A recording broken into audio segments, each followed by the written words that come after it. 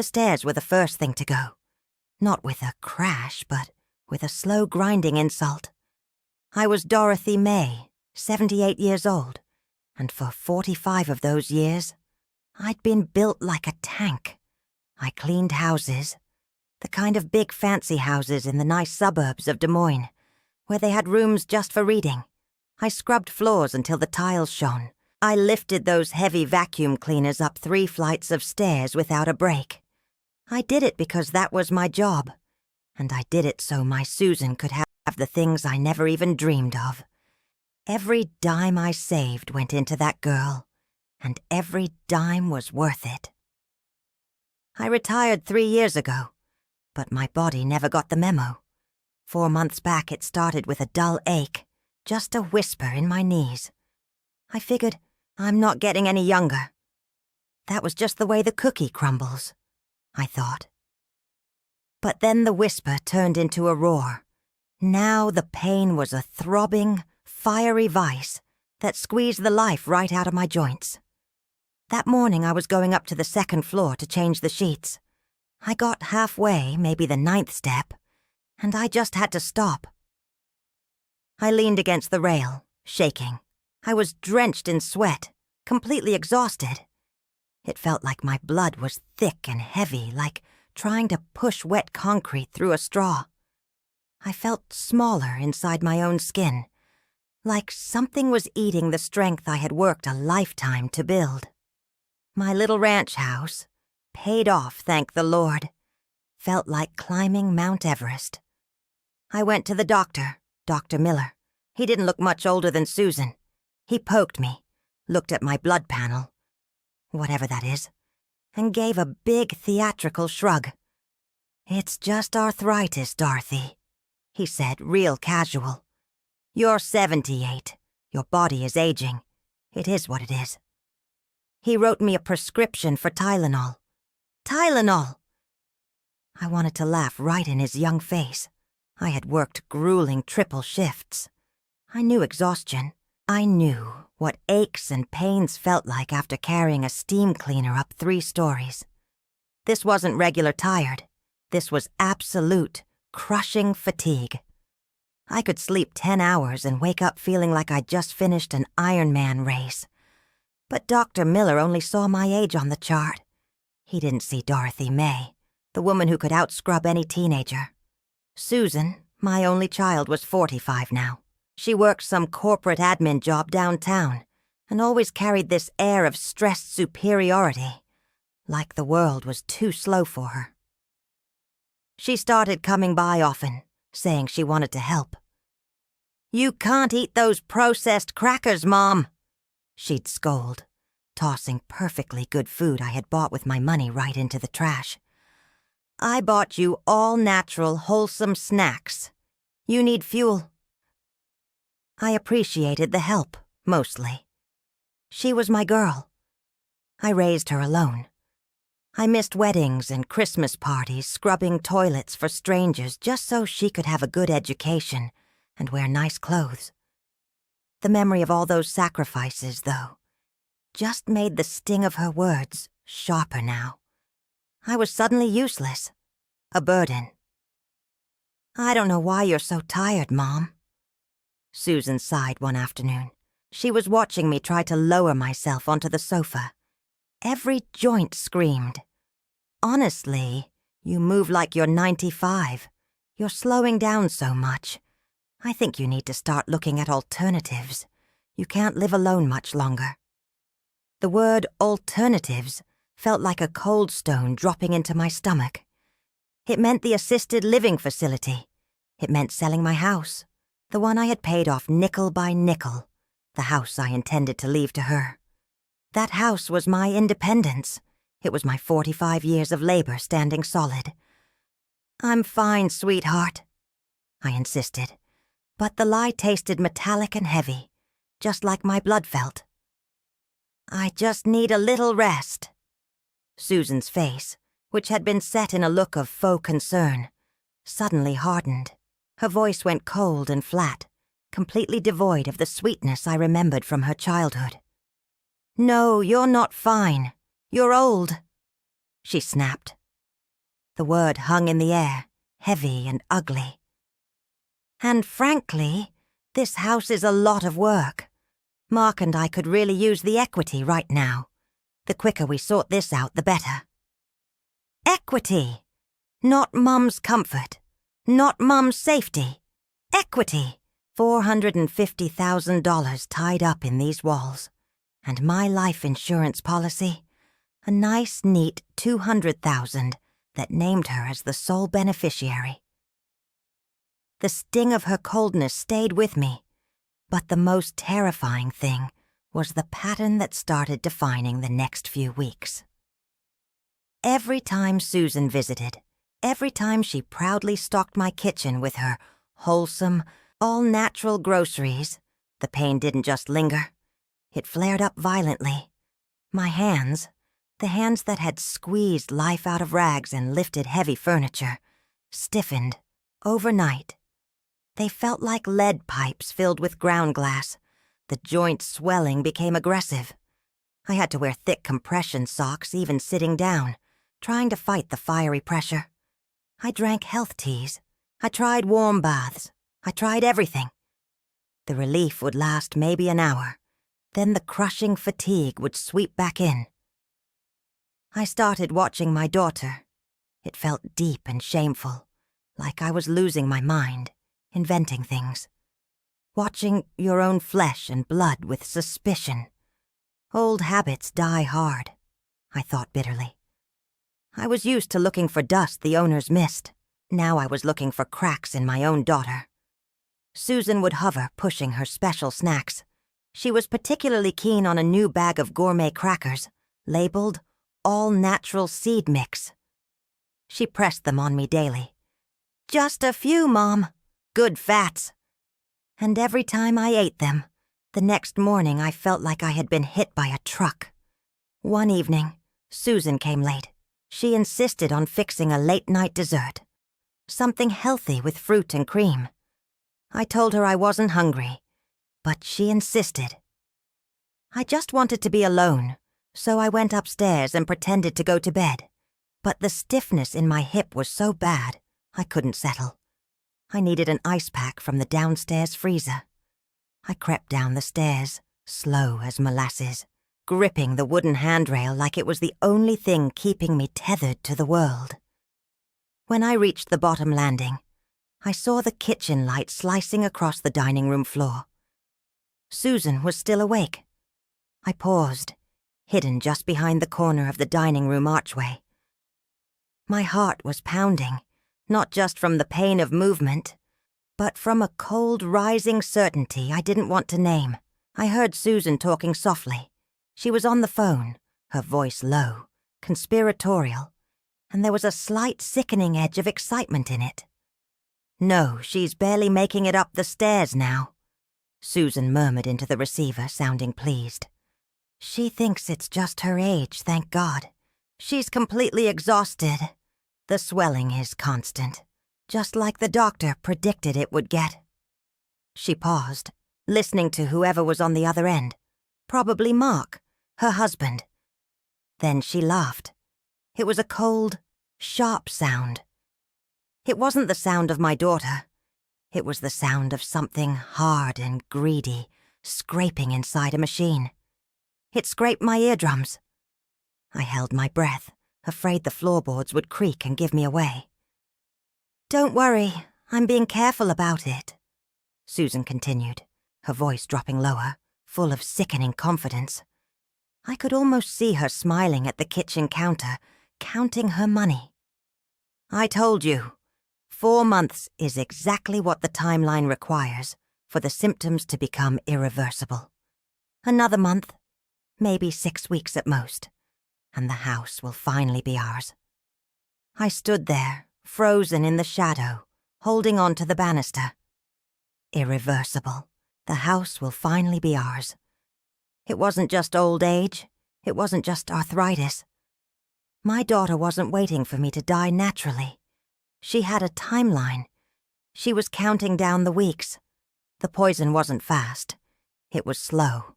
And it was working. I had to fight, but first, I had to be sure I wasn't just a crazy, paranoid old woman.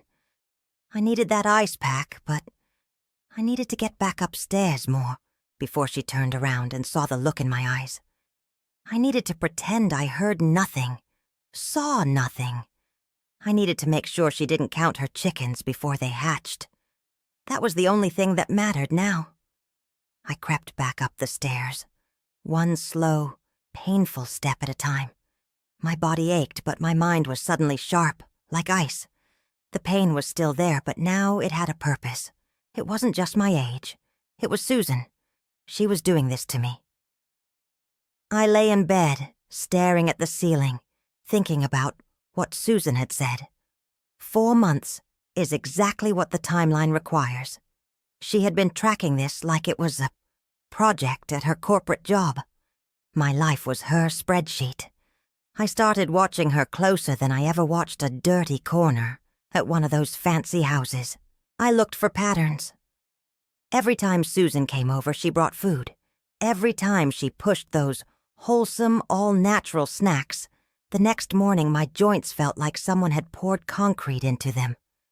The swelling was so bad, I couldn't even close my hands tight enough to wring a dishcloth. Susan would hover, all fake concern. "Oh, Mom, you look so pale. Did you try those seed crackers I brought? They're full of good fats. You need fuel." She kept bringing that same bag of crackers, the all-natural seed mix. She was especially pushy about those. Sometimes she would even crumble them up into my yogurt like I was a little bird she was feeding. I started to hide them, tucking them deep in the pantry behind the cans she never checked. But the exhaustion, that heavy, thick feeling in my blood, wouldn't go away. I tried to act dumber, more tired, more confused than I really was. "Honey, I think I'm failing faster than Dr. Miller predicted," I told her one morning, forcing a wobble when I stood up. I can barely hold the remote. Susan's eyes lit up just for a second before she pulled her sad face back on. "Oh, Mom, don't worry. I'm here for you." She handed me a new, generous bowl of those crackers. You reap what you sow, I thought. She was going to find out the hard way. I needed proof. I needed someone to look at that food, not just my old body. I couldn't trust Dr. Miller, who only saw my 78 years on the chart. I needed someone who saw food, not age. I thought of Esther Vance. Esther lived 3 blocks over in a little ranch house packed with books and strange-smelling jars. Susan always called her a hippie herbologist. Esther was quiet, a retired nutritional assistant who knew more about what food did to the body than any young doctor. The following morning, I waited until Susan left for work. Getting ready took forever. Every joint screamed. I drove to Esther's house, slow and careful. I brought the half-eaten bag of the all-natural seed mix crackers and the little micro-recorder pin I'd hidden in my pocket. Esther opened the door, her eyes keen and smart. I didn't waste time on niceties. "Esther, my daughter is poisoning me," I said, putting the bag on her kitchen counter. "It sounds crazy. Listen to this." I played the recording. Susan's cold, happy voice talking about irreversible damage, and the house will finally be ours. Esther listened, her face getting tighter and tighter. When the recording stopped, she didn't say I was crazy. She just nodded, her eyes full of fire. "She's using food, isn't she?" Esther asked. I pointed to the cracker bag. "These. The pain always follows these." Esther picked up the bag. She didn't look at the big green letters that said, "All Natural." She pulled out a magnifying glass and traced the fine print. "Dorothy, look here," she said, her voice tight with anger. "The label is a lie. Enriched with natural oils." "But what kind of oils?" "Vegetable oils, mostly. And the #1 ingredient is sunflower seeds." She looked up at me, serious. The problem isn't the seeds themselves. It's the sheer amount of the wrong kind of fat, the omega-6. Your body needs a balance, Dorothy. The NIH says we should be close to a 1-to-1 ratio, maybe 4-to-1 at the worst. Eating handfuls of sunflower seeds every day pushes you way past that. You're probably at 18-to-1, maybe more. I didn't understand the numbers, but I understood the outcome. That imbalance, Esther continued, tapping the bag, is exactly what causes chronic systemic inflammation. The severe joint stiffness, the fiery pain, the exhaustion that feels like wet cement in your veins. It's not just arthritis. It's an overdose of inflammatory fats. She's poisoning you with inflammation. The shock hit me hard. It wasn't a quick poison, like something from a movie. It was slow and cruel, hidden in healthy snacks. My daughter had weaponized nutrition against me. Esther looked at the ingredients again. And look what else. The crackers are made with cottonseed oil. She shook her head in disbelief. The American Heart Association warns older adults with heart issues to stay away from this oil entirely. It messes with your heart rhythm and makes your blood pressure spike. Dorothy, Susan knows this is accelerating your collapse. She's not trying to kill you fast. She's trying to make you look like you're dying naturally, right on her schedule. My hand went to my chest. Don't fix what ain't broke, they say. Susan broke me slowly and made me think it was my fault. I stayed at Esther's house for a long time. The pain was still there, but now it was a reminder, not a defeat. I needed not just to stop eating the poison, but to prove she knew what she was doing. And I needed to get strong again. Esther helped me secure a tiny voice-activated micro recorder. It looked like a pretty pin, the kind Susan would never look twice at. Wear this whenever she's around, Esther instructed. We need clear proof of her plan, not just her talking about your health. I went home and slipped back into my role, the frail, failing mother. The pain was my costume. Later that week, Susan came over early. She was dressed like she was going to a big meeting, her suit crisp and her shoes shiny. "Mom," she said, "I brought someone to talk to us about estate planning, just to make things easier on you." She brought a lawyer, Mr. Harding. He looked uncomfortable, shifting his weight a lot. I sat on the sofa covered in my favorite woolen blanket, pretending to doze. But I was wearing the pin. I kept my eyes barely open, watching Susan talk to Mr. Harding at the dining room table. "We need to finalize the power of attorney and the sale documents for the house," Susan told the lawyer urgently, her voice low. "The market is hot. I need this closed within the next 10 days. 10 days. She was speeding up the timeline. She must have thought I was close to the end. Mr. Harding cleared his throat. "Mrs. May, your mother seems quite unwell. Is she able to understand these legal implications?" Susan scoffed, but kept her voice quiet. "She's deteriorating too fast, Mr. Harding. Her mobility is almost gone. She's too stiff to sign anything legally binding herself now, thank God. We need to use the POA immediately before she gets any sudden, last-minute ideas. Too stiff to sign. Thank God. I lay there, the betrayal crushing me. It wasn't just the house. It wasn't just the money. $450,000 in equity, plus my $200,000 life insurance. It was the absolute, total lack of humanity. She wasn't worried about me getting sick. She was worried about me fighting back. I mourned the sweet child I had raised.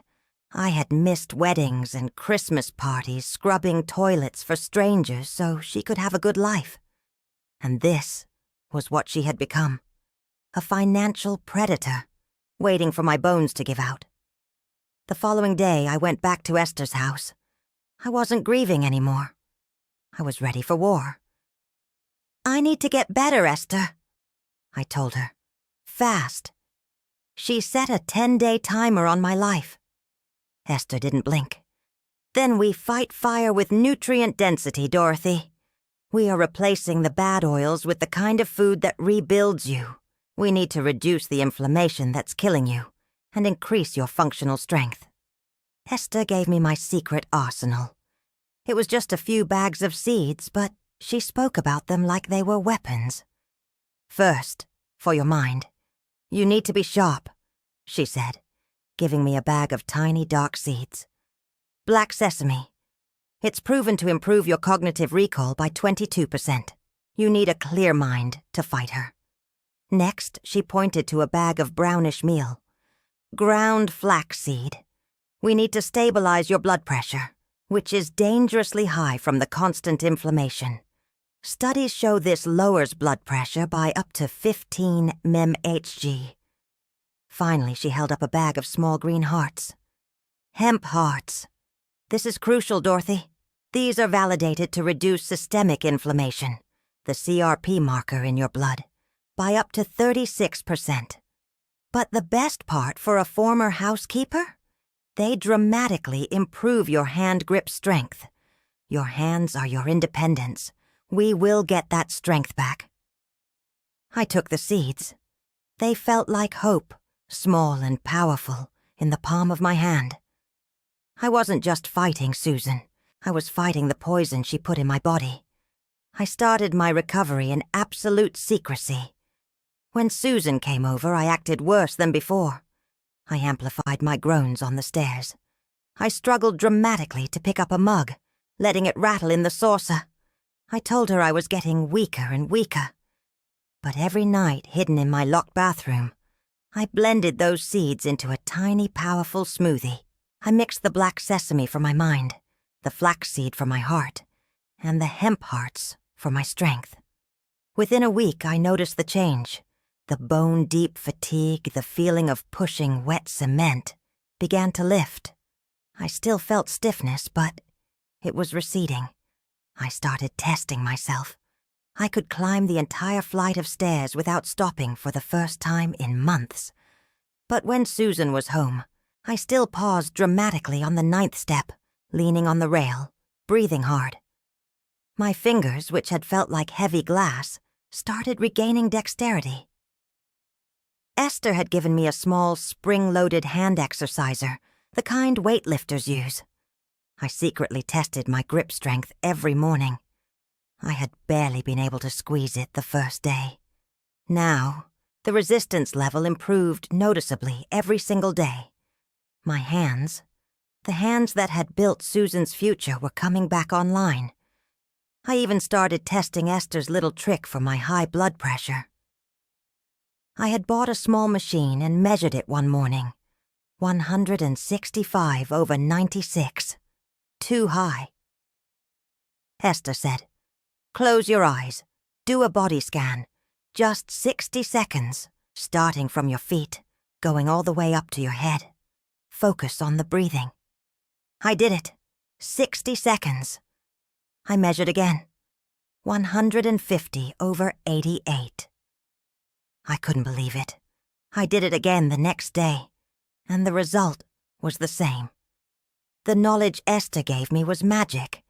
It was the antidote to Susan's neglect and her poison. Susan, bless her heart, only saw what I allowed her to see. A frail, forgetful old woman. That ship has sailed for her, I thought. Her window was closing fast and she didn't even know it. One afternoon she came over looking smug and impatient. "Mom, you're deteriorating too fast," she stated, not even asking how I felt. Mark and I decided we need to sign the closing documents for the house sale on Friday morning at 10 a.m. Mr. Harding will be here.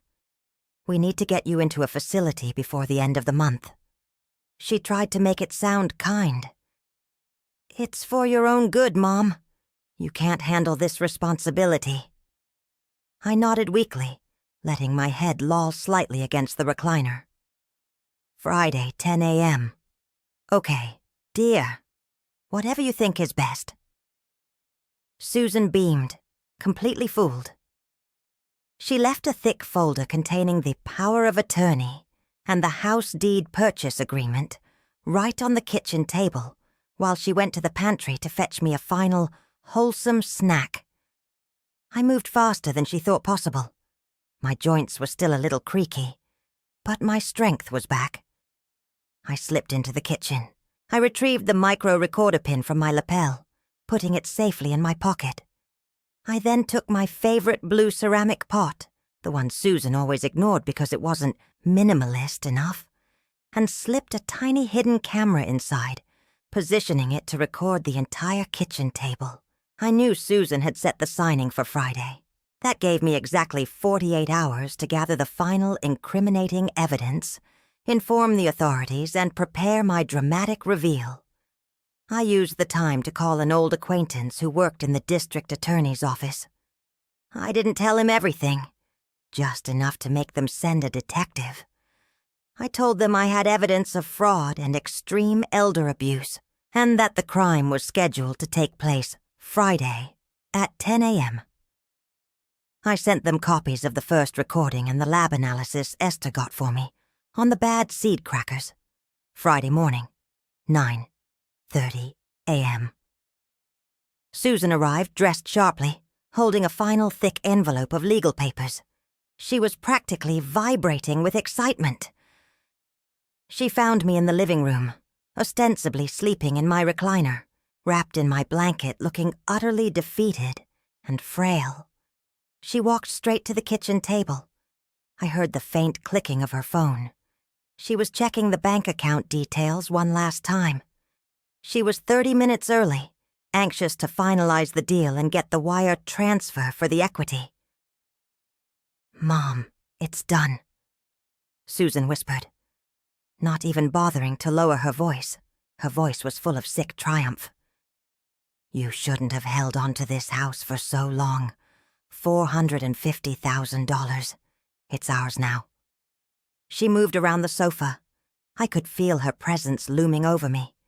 She reached down, moving the blanket to expose my arm, ready to guide my frail hand to sign the power of attorney document, to make the theft official. But as Susan reached for the pen, my eyes snapped open. They were clear, cold, and utterly lucid. All the pain, all the fear, all the weeks of faked weakness had led to this second. Before Susan could react, my supposedly weakened hand shot out and clamped around Susan's wrist. I squeezed.